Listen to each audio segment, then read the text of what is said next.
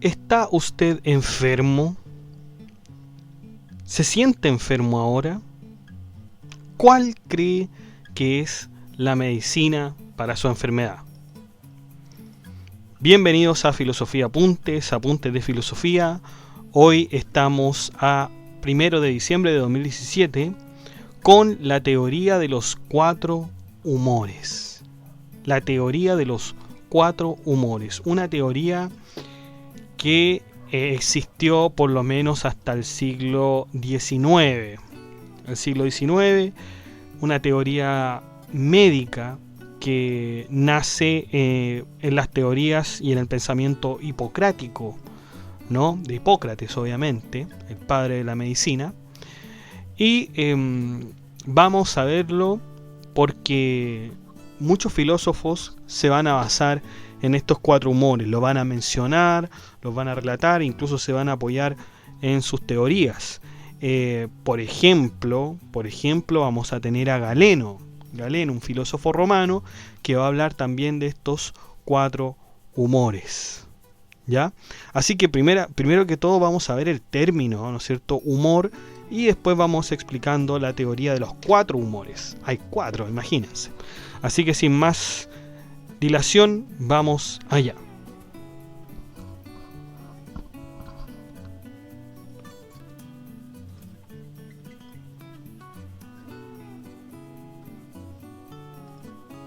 Bien, la palabra humor en el contexto de la medicina hipocrática no quiere decir resaltar la realidad desde un lado cómico, ya nada más lejos de la terminología médica, ¿no es cierto? Pero el humor, ¿no es cierto?, como sabemos, quiere decir esto, ¿no es cierto? Es el resaltar la realidad desde un lado cómico. Ese es el humor, por una parte. Pero cuando nosotros vemos el humor en términos médicos, ahí ya tenemos otra cosa. Humor en griego antiguo se decía quimos, que significaba líquido, por lo cual Hipócrates relaciona este concepto a los jugos que el ser humano contiene por dentro. Esto es el humor, ¿ya? Y créanme que en contexto médico esto no es raro, no es alejado. Si usted quiere, le puede preguntar usted a su médico o a algún médico que conozca por la palabra humor y seguramente le va a resultar tremendamente familiar. Por ejemplo, a un oftalmólogo le sería muy familiar hablar del humor vítreo. Humor vítreo. ¿Qué es el humor vítreo? Es un líquido gelatinoso y transparente, ¿no es cierto? Es la parte blanca que nosotros tenemos del ojo, ¿ya? Y es sumamente importante porque a veces se habla del desprendimiento del humor vítreo. Y bueno, el desprendimiento del humor vítreo se dice, no, corríjanme si es que alguien de medicina me está escuchando, pero cualquier consecuencia que ésta tenga, ¿no es cierto? O sea, si se desprende, las consecuencias van a ser que usted va a ver una multitud de manchas, ¿ya? Una variedad de manchas y que obviamente va a causar una molestia en su ojo, ¿ya? Por lo tanto, humor, la palabra humor, por lo menos en el ámbito médico, no sería algo alejado, ¿no? No sería algo alejado, y para Hipócrates por supuesto que tampoco lo era. La teoría de los 4 humores es aquella que postulaba que en el cuerpo existían 4 fluidos, es decir, 4 humores, porque acuérdense que humor venía de quimos, que significaba líquido. 4 fluidos que determinaban el temperamento de una persona. Estos 4 humores eran los siguientes, ojo: la sangre, la flema, la bilis amarilla y la bilis negra. Sangre pertenecería a un temperamento sanguíneo, flema a un temperamento flemático, bilis amarilla a un temperamento colérico y la bilis negra a un temperamento melancólico. Ojo, chiquillos, que bueno, una información adicional a esto es que ustedes vean los tipos de seres humanos, los tipos de seres humanos. No sé si es una teoría que ya cayó en desuso, pero al menos cuando usted le pasan psicología y ven la parte de los temperamentos humanos, usted tiene por lo menos 4. Son los sanguíneos, los flemáticos, los coléricos y los melancólicos. Entonces estos 4 humores, ¿no es cierto?, estos 4 líquidos representaban estos 4 temperamentos. Cada humor tiene diferentes características que afectan física y psicológicamente a una persona.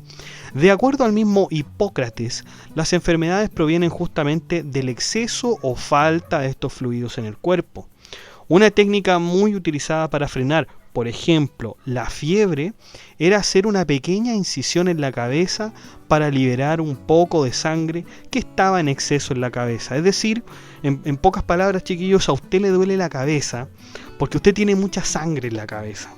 Entonces los griegos tenían una solución muy fácil, hacían una pequeña incisión en la frente y a usted, ¿no es cierto?, dejaba correr la sangre para que acabara con ese exceso. De hecho, fíjense, chicos, que el mismo Hipócrates decía que las mujeres menstruaban porque las mujeres estaban llenas de sangre, o sea, eran más, por alguna manera decirlo, las mujeres eran más líquidas, estaban llenas de líquido por dentro, que era justamente la sangre, y esta sangre por exceso, ¿no es cierto?, se tenía que botar. Entonces en el día del periodo, ¿no es cierto?, se botaba esta sangre porque era un exceso que estaba en el cuerpo. Así pensaba, ¿no es cierto?, Hipócrates. Bueno, no solamente se hablaba de esto. De hecho, chicos, es muy importante que ustedes sepan la historia del color negro y por qué el color negro se asocia a lo malo, a lo melancólico, a lo triste, chicos. Y es que en la antigua Grecia, cuando los médicos más bien de la antigua Grecia veían los cadáveres, no se explicaban por qué algunos de ellos tenían más bilis negra en sus cuerpos, ¿no? Y bueno, muchos médicos llegaron a la conclusión de que aquellas personas que eran más tristes tenían una cantidad de bilis negra mayor que aquellos que no lo eran. Por lo tanto, de ahí se viene vinculando, ¿no es cierto?, que el color negro es un color de tristeza, es un color de melancolía, de pena, de maldad, puede ser también, porque justamente cuando veían los cadáveres que estaban llenos de bilis negra, asociaban inmediatamente los médicos, miren esto, o sea, aquí tenemos que esta persona, ¿no es cierto?, este cadáver, pertenecía a una persona que era triste, que era melancólica, ¿no? También estos humores corresponden a los 4 estados de las cosas. Por ejemplo, la flema al agua y al frío. La bilis al fuego, a lo caliente y a lo seco también. La bilis negra a la tierra, a lo frío y a lo seco. Y la sangre al aire, a lo caliente y a lo húmedo. Todos estos humores tienen movimiento en el cuerpo desde arriba hacia abajo, lo que hace que el hombre sea inestable en su estado de ánimo y enferme. El deber del médico es tratar de mitigar los movimientos violentos de los humores. Los humores hacen que el hombre pueda entrar en estado de crisis, es decir, cuando el paciente llega a un estado de salud tal que puede fallecer. No es recomendable aplicar purgantes en momentos de crisis, al contrario, estos deben aplicarse mucho antes o muy lejos de los momentos de crisis. El exceso de líquido de estos humores resultará en enfermedad, como también la corrupción de aquellos debido al cambio de clima o de estación y finalmente también a la dieta. Por lo tanto había que tener más bien un montón de consideraciones antes para con los humores, ¿no? Era muy difícil determinar qué humor era más predominante, ¿no? Se supone que cuando la flema era predominante, ahí uno tenía un resfrío o algo parecido. Puede parecernos muy extraño en nuestros tiempos esta teoría, pero no debemos subestimar esta teoría que duró hasta mediados del siglo XIX. Además, esta teoría fue adoptada por la psicología para explicar los temperamentos de cada ser humano, como habíamos visto. Pero no es que la psicología postule que existen estos 4 fluidos, sino que el nombre de ellos fue dado para connotar las personalidades y temperamentos del hombre. Me parece que, si no estoy equivocado,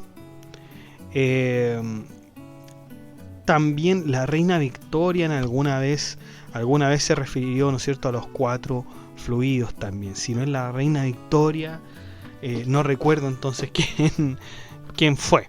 Pero de hecho se basaba mucho en ellos y era para ella como algo que debía tener muy controlado. Muy controlado. Habrá pasado un siglo después en que la teoría de los 4 humores ya no sería considerada, ¿no? Bueno, así pasa en la ciencia, hay cosas que quedan y hay cosas que se desechan, ¿no?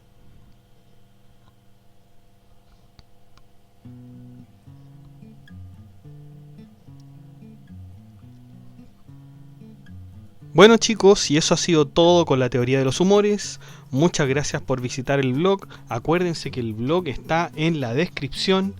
Hagan like, comenten, compartan, suscríbanse, que estén muy bien, los quiero, chao.